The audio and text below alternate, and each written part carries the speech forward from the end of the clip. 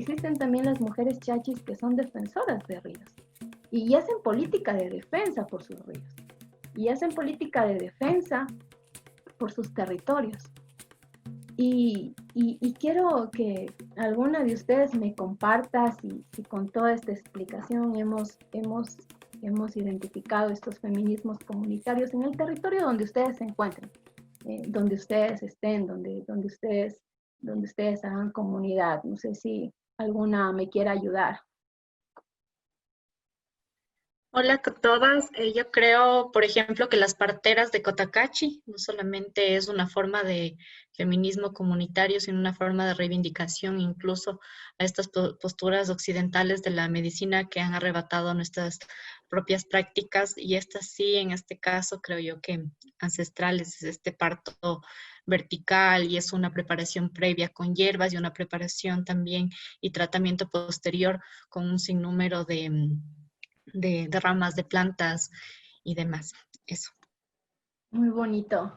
Yo quería compartir solamente lo que comentaba la compa Gisela, también en la provincia de Los Ríos, en Vinces, en exactamente Poza Seca, donde creció mi bisabuela, y mi bisabuela fue partera, también era algo que se compartía muchísimo en Vinces, en este recinto, y pues era lo mejor para tu bebé, que puedas prepararte con hierbas y que tu hijo o hija o hija puedan nacer en tu hogar.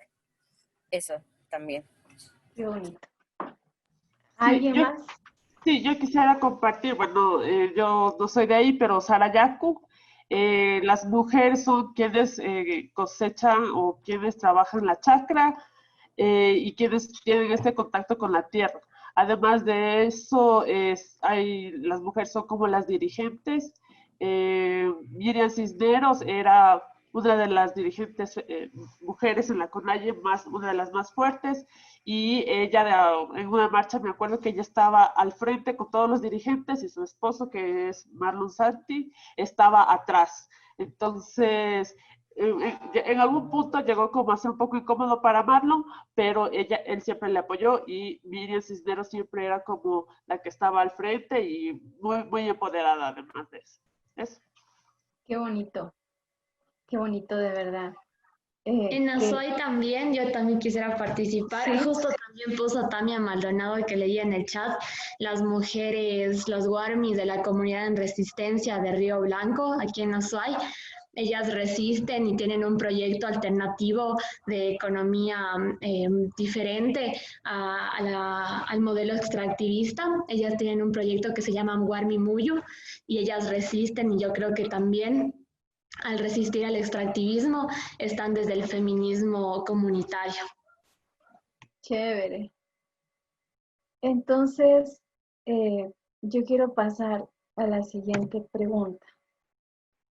Vamos a cerrar el ejercicio de recuperación de memoria que hicimos y vamos a cerrar con este ejercicio de sanación política. Y les hago una pregunta aquí. Evocando ese recuerdo ancestral de nuestras antepasadas, ¿cómo nos relacionamos con estas prácticas para enfrentar a las opresiones patriarcales? ¿Cómo empezamos nosotras a hacer sanación política también? Ayudándonos de esta memoria colectiva de la que también somos parte, ¿no? Que nos han transmitido nuestras ancestras. Si alguien quiere participar y decirnos.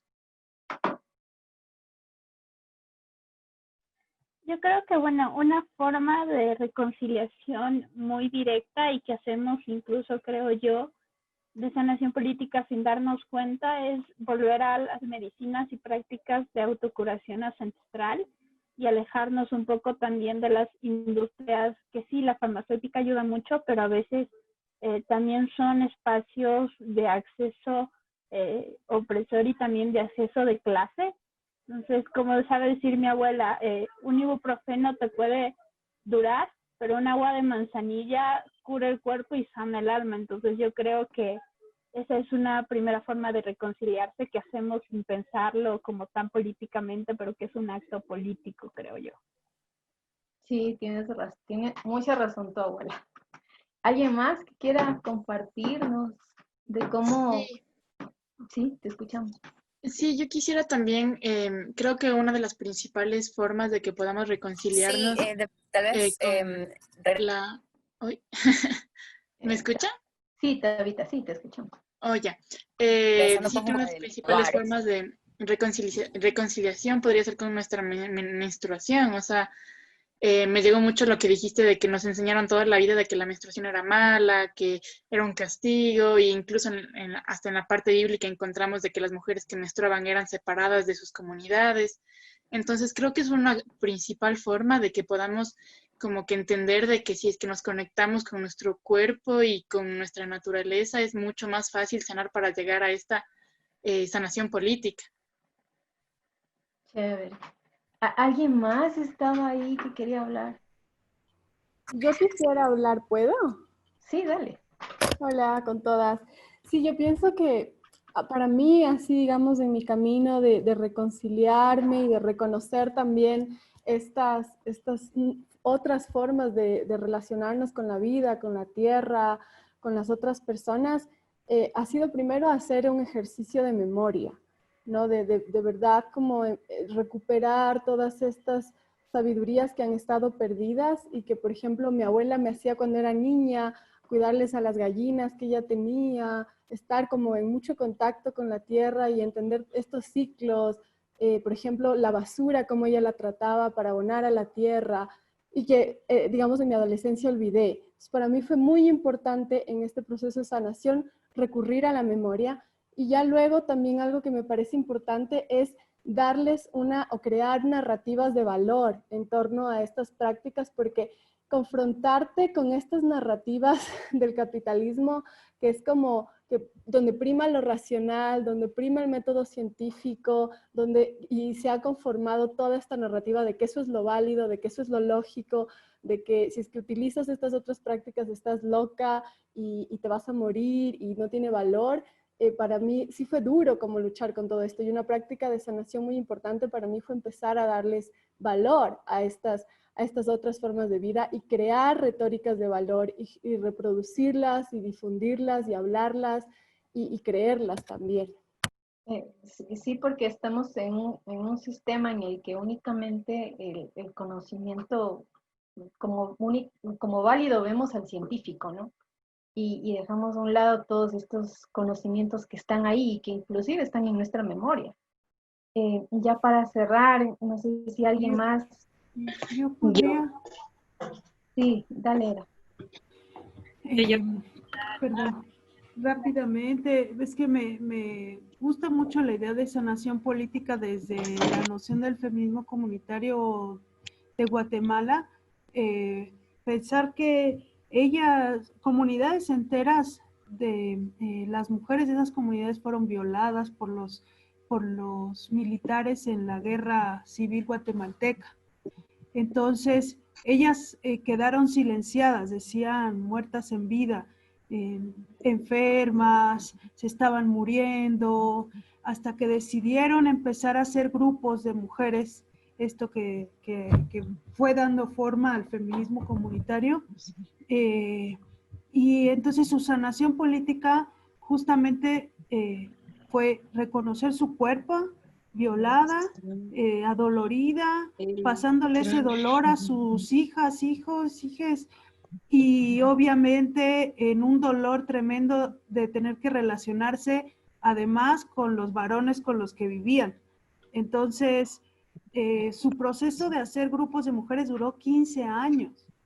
15 años de trabajo de rituales, curarse, mover su cuerpo y empezar a entrar profundamente a ese dolor, ¿no?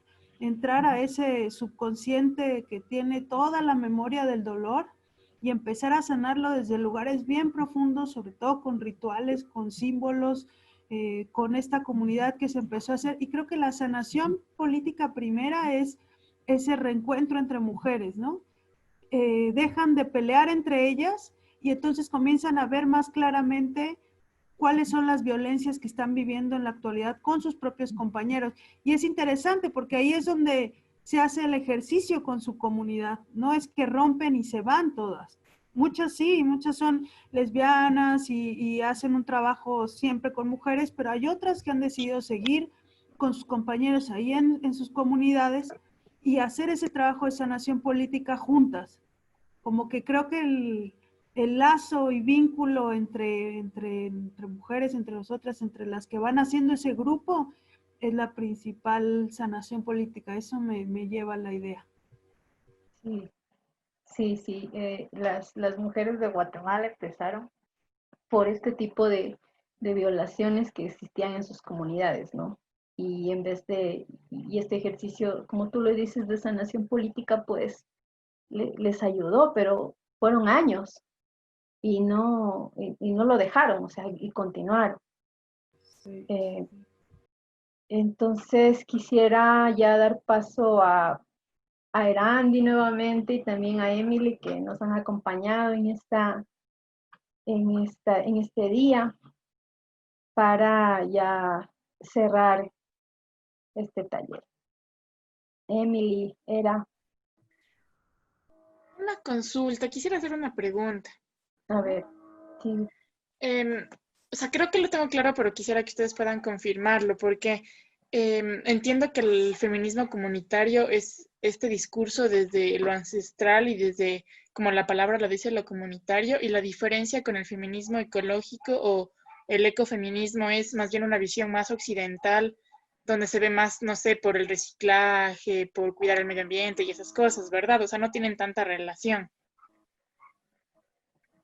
Pues ¿O sí estoy mal? podrían tener, o sea, el de Bandana Shiva, por ejemplo, sí creo que tira un poquito también a la idea de pues eso, de la salud comunitaria de alguna manera, ¿no?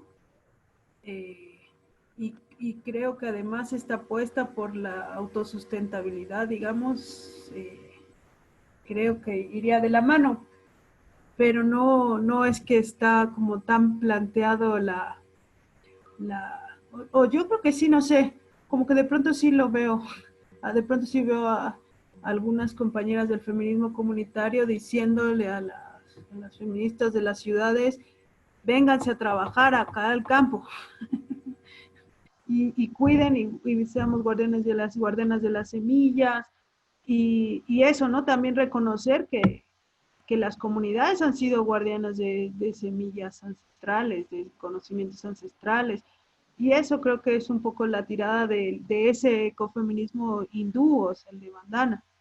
No sé, por ahí Emily dice qué piensan, o Ana, por ahí sí. Sí, Si a ustedes les suena. estoy de acuerdo Es interesante la pregunta. Ajá.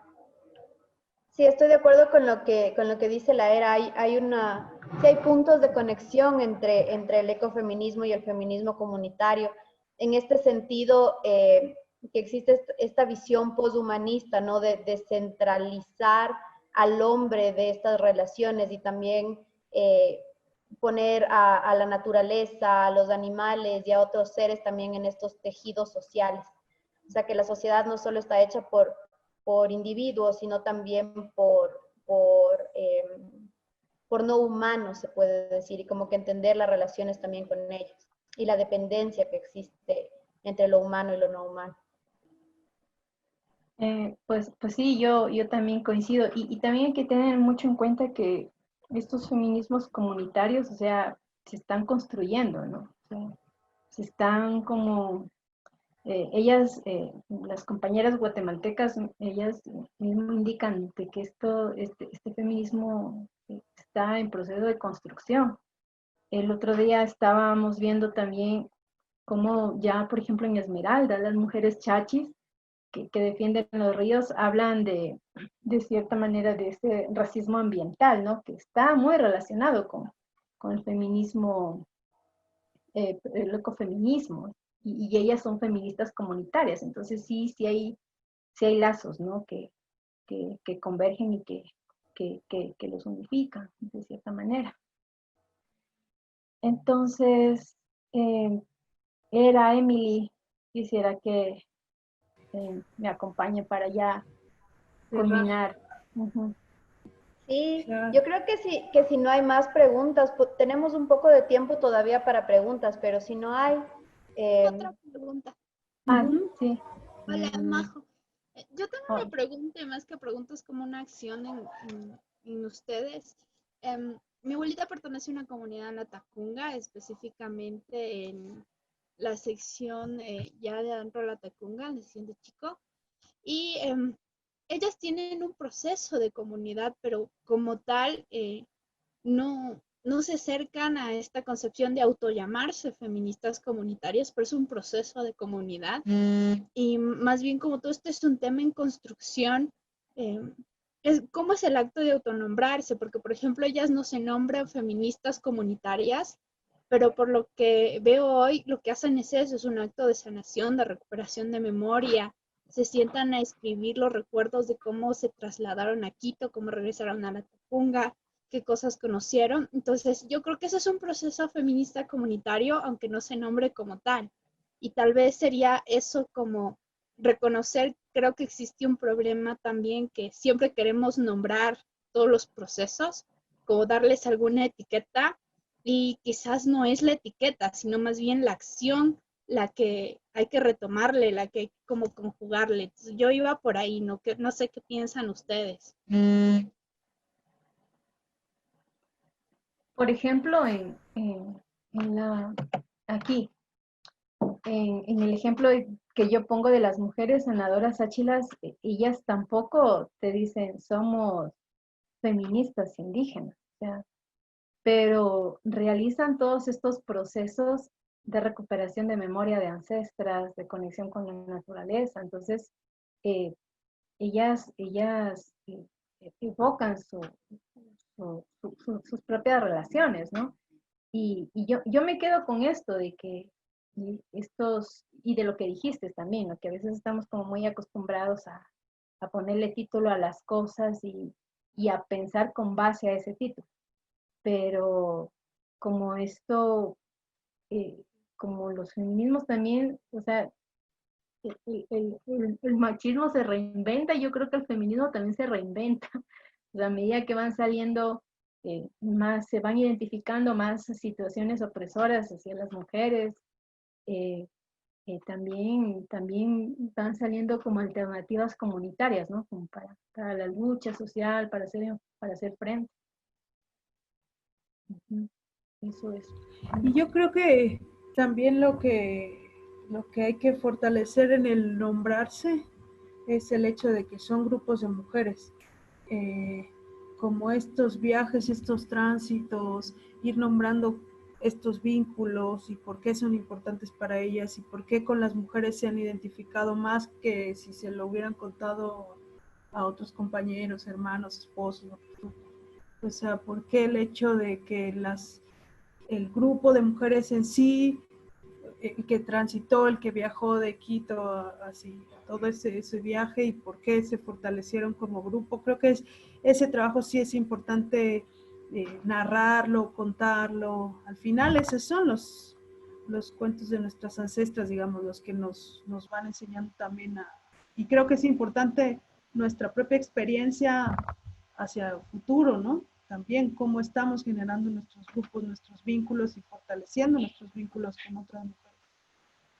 Creo que también por ahí, como dices, más que nombrarse como feminista tal, creo que al final feminismo comunitario es algo que América Latina le está enseñando al feminismo mundial de alguna manera, aunque no se nombre todos los feminismos que están actuando como feminismos comunitarios, ¿no?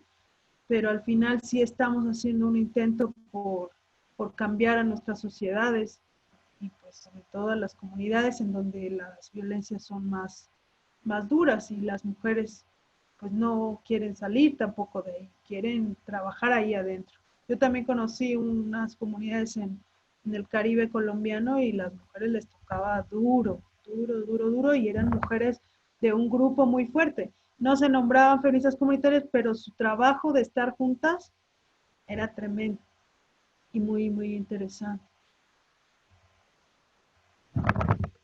Yo tenía otra pregunta. como más sobre el feminismo radical, porque últimamente no sé qué pasa, no sé si es una arremetida antiderechos o qué, pero veo como en las redes mucho esto de las feministas radicales trans excluyentes, que me parece súper fuerte, que son mujeres transfóbicas que se nombran feministas y que desde el feminismo radical, desde este separatismo y reconocer la violencia específica que viven las mujeres o las nacidas hembras, como eso, excluyen a las personas trans e incluso niegan que existen y bueno, con un montón de actitudes súper fuertes. Y como me quedé pensando en eso, como que quisiera entender un poquito más, no sé si tienen algo como, no sé, como que quisiera entender un poco más en lo concreto que es este feminismo radical. Que no, ¿hay algún feminismo que no sea radical? No sé, como que me surgen muchas cuestiones ahí. Yo quisiera aportar Eli, algo a este sí, respecto. sí, adelante. Hola, compañera. Sí, te escuchamos, Dani.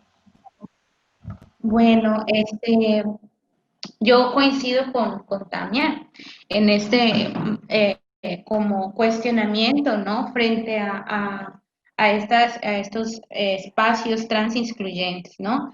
Creo que definitivamente como que no coincido con ellos en el sentido de no reconocer la feminidad en la otra, ¿no? Independientemente, digamos, como diríamos muy colombianamente, del empaque. ¿M? Porque claro, ¿no? ¿Qué implica la feminidad? Eh, para estas compas, la feminidad implica una relación muy clara con el cuerpo y con un cuerpo, con una anatomía en específico para reconocer, digamos, derechos de estas otras compañeras. Sin embargo, yo me considero y creo que es una discusión que he dado en los espacios de activismo en los que he participado en Colombia y aquí en Ecuador, en que, por ejemplo, yo me considero una feminista radical y no una feminista radical en el sentido de excluir a mis compañeros porque seamos distintos, sino en el sentido de que estoy completamente convencida de que este sistema está mal, y que frente a esas situaciones injustas que vulneran derechos, sí es importante radicalizar el discurso feminista y la práctica, pero que ser radical no implica por regla que seamos excluyentes. Y creo que este discurso de las compañeras que hablan de trans y feministas trans excluyentes están haciendo como un juego discursivo en donde creo que hay que hacer unos cuestionamientos porque hay como vacíos en medio de ese discurso, ¿no? Entonces, eso es, compañeras.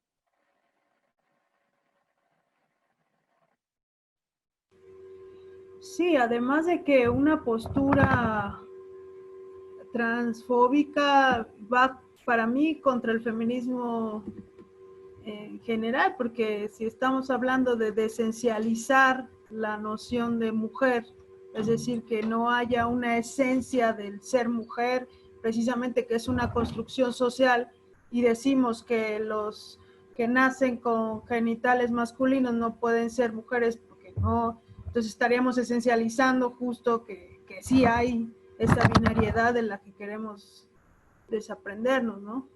Y que al final sí, era radical porque quería llegar a la raíz de la opresión.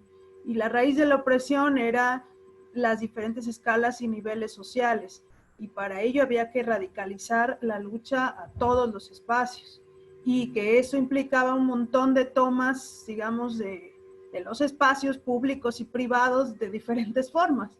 Y el espacio público si era acción directa y si es la toma de micrófono, el micrófono abierto, pero también los grupos de mujeres. ¿Y quién no ha pasado por eso? Todas como feministas de alguna manera creo que hemos pasado por un montón de esas prácticas y esos activismos.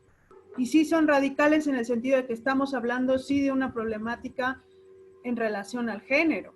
Entonces, por eso es que podemos decir, todas hemos pasado por el feminismo radical y de alguna manera nos ayuda y nos fortalece.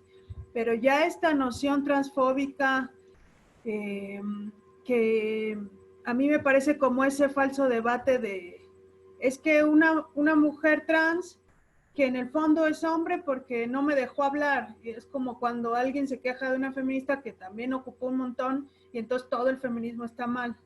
Entonces es como falsos debates y sí es, la verdad que yo siento que son compañeras muy jóvenes, que hace falta justo este trabajo de pensar de dónde viene el feminismo, quiénes han luchado, qué derechos nos han dejado, es formarse teóricamente también, ¿no? Gracias por la pregunta. Yo tenía otra preguntita, si es que no hay alguien más, me gustaría intervenir, no sé cómo está el orden. Creo que sí, tenemos tiempo para una más, ¿verdad? Sí, pero iba Martina, creo. Martina. Sí, es que no sé cómo está el orden y preferiría también como que intervengan las otras personas y lanzar mi pregunta así. No sé si quiere ir primero María José. Después de Martina. No, Claro. no hay problema. Súper, entonces, o sea, mi pregunta es como un poco rapidita. Justamente pensando en mi activismo como desde este espacio un poco joven, nosotros nos hemos reunido con varios grupos diversos y una de las cosas que siempre nos topamos, y me gustaría como toparlo aquí para saber también desde dónde lo pensamos, es pensar quién puede hablar sobre qué, específicamente si pensamos en el feminismo y la conexión que tiene con la construcción del género, no solamente de la feminidad, sino también de la masculinidad. Me llega esa duda, ¿no? ¿Quién debería construir y cómo construir? El repensar la masculinidad es una de las cosas que ha llegado mucho en duda en nuestros espacios como de charla, de lucha, de foros. Llega mucho esta duda, ¿no? Entonces, ¿quién habla, quién lucha por la deconstrucción de la masculinidad? Y me queda esa duda a mí.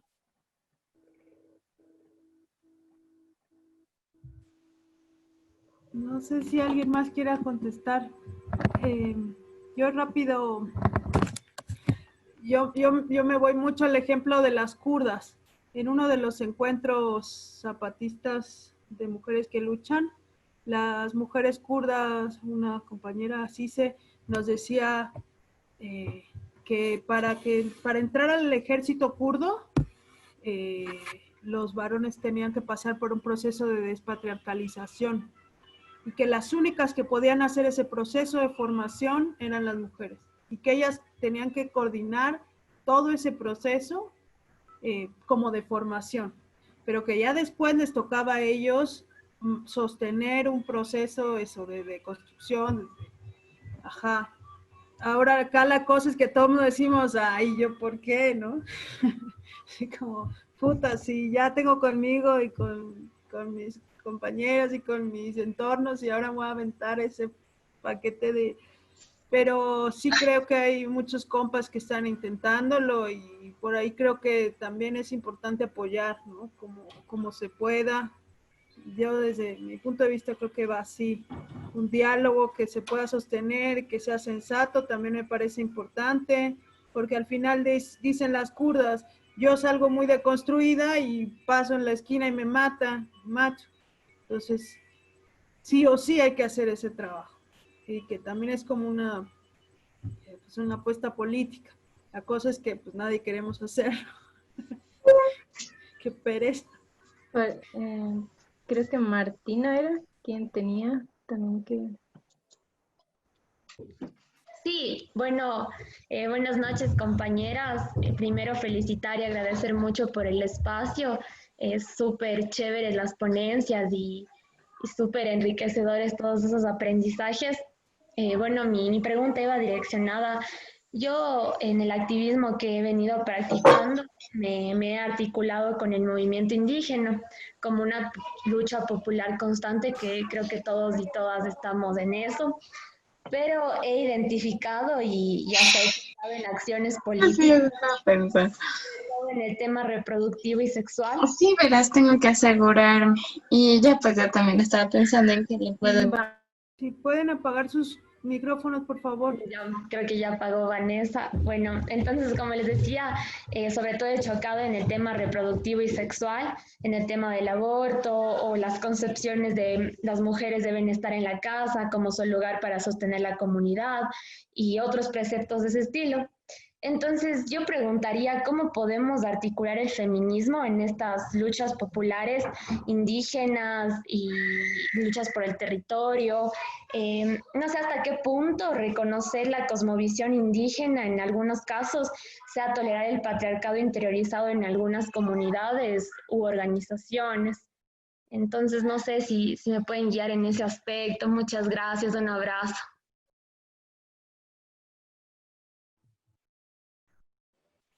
Igualmente, un abrazo. Gise, ¿quieres contestar? Bueno. No sé si la Gise creo que estaba... Bueno. Ya, aquí estoy. A ver,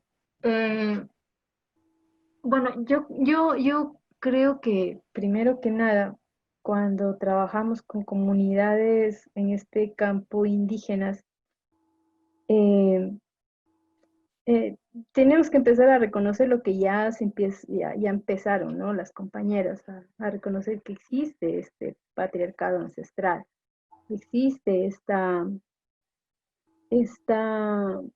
hetero, esta relación heteronormada, ¿no? En lo cósmico, en lo ancestral. Entonces allí de lo que yo veo, por ejemplo, hablo desde mi experiencia, que a lo mejor pueda servir de algo, de ayuda, del trabajo que se hace con las mujeres sáchilas, existe lo que tú acabas de identificar, de decir, ¿no? Pero al mismo tiempo que trabajas con mujeres, ellas empiezan estos procesos como de identificarlas, ellas también, y empezarlas a visibilizarlas en sus comunidades. Obviamente hay mucha exclusión a mujeres que se han atrevido a hacer esto, pero yo siento que este trabajo primero hay que hacerlo con ellas y también respetando la manera de organizarse comunitariamente que tienen las mujeres en el territorio que estés, porque a veces queremos como llevar esta teoría occidental y de una como desbocarla en las comunidades indígenas, en las comunidades montubias, y a veces terminamos fracasando. Entonces sí es necesario como empezar estos trabajos con ellas, pero partiendo cómo ellas se ven también como mujeres y cómo ellas se van construyendo. Porque, como lo decíamos hace un momento, no todas se van a identificar como feministas indígenas, pero sí se van a identificar con el trabajo de mujeres. Eso te puedo responder desde la experiencia de lo que he pasado, ¿no? Acá. Hola, contarles, o sea, bueno, contarles un poco lo que puedo apreciar con respecto a justo la pregunta que acabas de hacer. Y es que justo lo que dice Gise, ¿no? Como que se entra a las comunidades con toda esta idea occidental que nosotras tenemos de cómo debería ser la vida para las mujeres, pero lo que nosotras tal vez no estamos considerando y que, bueno, más que no considerando, creo que justamente el feminismo ha hecho eso, ¿no? Que en base a las necesidades particulares de cada grupo, de cada comunidad, de cada sector de la sociedad, es que se han ido como replanteando estas nuevas formas de ver el feminismo. Entonces, asimismo, en algún momento, ¿no es cierto?, las afrodescendientes, las afroamericanas, dijeron, no me representa este feminismo, y en base a esas necesidades específicas de ese grupo, entonces surgió el feminismo afro, ¿no es cierto? Y así lo mismo con el feminismo decolonial, y lo mismo ha ido pasando, ¿no es cierto?, también con el feminismo comunitario. A partir de las necesidades que surgen en los lugares específicos es que surge esta otra cosa. Y yo pienso que lo mismo debería ser con las comunidades, bueno, hablando ya solo del Ecuador. no tendríamos por qué estar llevando ninguna teoría de nosotras, o sea, como si nosotros tuviéramos la receta para determinada problemática, sin que surja la necesidad de las propias mujeres de las comunidades de querer resolverlo. Si no hay la necesidad es porque puede ser fuerte la problemática, puede ser molesta, pero no es lo suficientemente fuerte, importante, significativa en ese momento para ellas como para tratarlo.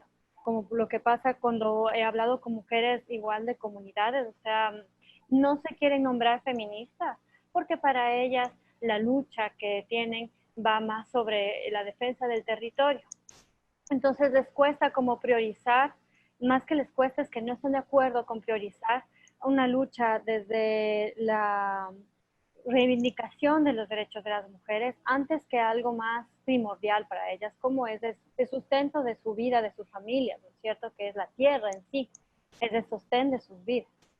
Entonces, pienso que sí se puede ir trabajando con ellas, pero yo pienso también que hay mucho que aprender de ese mismo proceso que tengan ellas de cómo superarlo y que puede resultar en algo que es muy distinto a las experiencias de otras comunidades con respecto a su visión con el feminismo. Hay otras, conozco de comunidades que se identifican más como movimiento femenino, más que un movimiento feminista.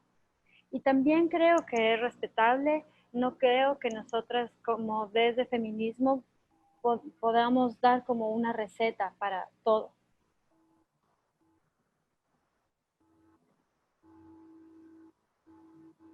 Gracias, Isa. Y que de hecho el sostenernos desde estos lugares, digamos, periféricos, como decimos, donde nos permitimos la autoconciencia, el autocuidado, empezamos a nombrarnos, un poco todo lo que hemos comentado ha sido bien rico, ¿no? Como ir nombrándonos, como dices, ¿no? Y desde nuestras especificidades, nuestras necesidades, nuestros deseos, ese es el lugar de toda radicalidad, digamos, porque la radicalidad es como lo pragmático, lo material, lo real, no es eso lo ideal, incluso aunque sea muy crítico, muy periférico, puede ser ideal para mí y no está relacionado con lo que yo vivo realmente.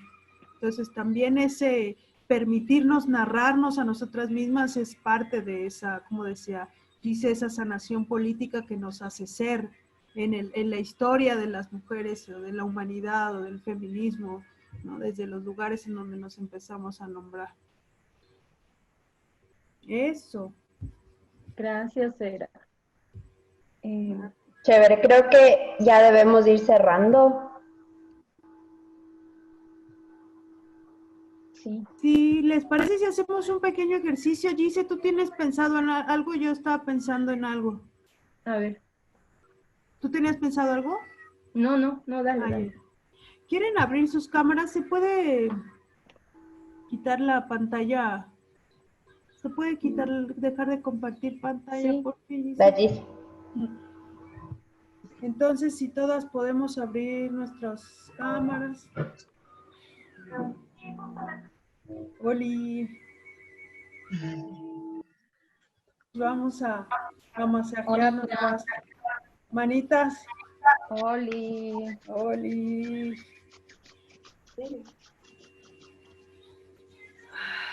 Respiramos profundo. ¿Se acuerdan del autodiagnóstico que hicimos? Nos ponemos las manitas en el pecho, en donde más necesiten en este momento. Agradecemos por estos saberes que todas nuestras ancestras del feminismo nos han pasado hoy.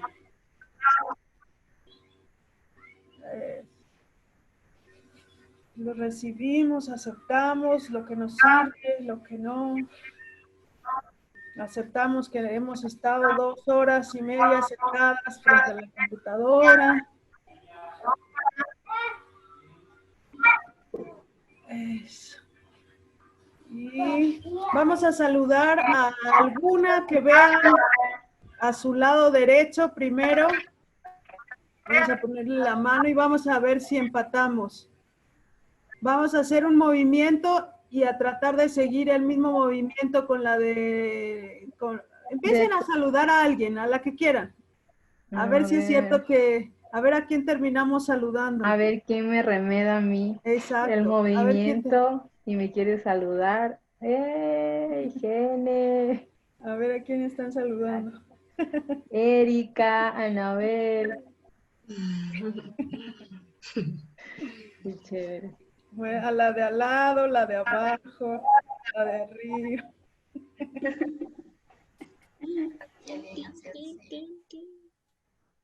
Hola, hola, hola.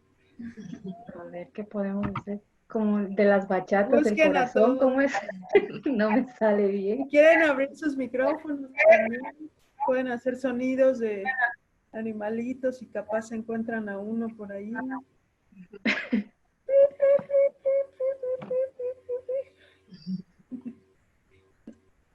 No sé.